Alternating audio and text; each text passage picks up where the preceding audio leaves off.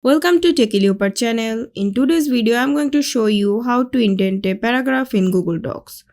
First, open Google Docs. I have already inserted some data for this example. Then, place your mouse cursor in front of the sentence or line you want to indent and press the Tab key on your keyboard. This is the straightforward method. If you want to use an alternative method, select All and go to the Align and Indent option. From here, you can choose left, center, right, or justified alignment as you want.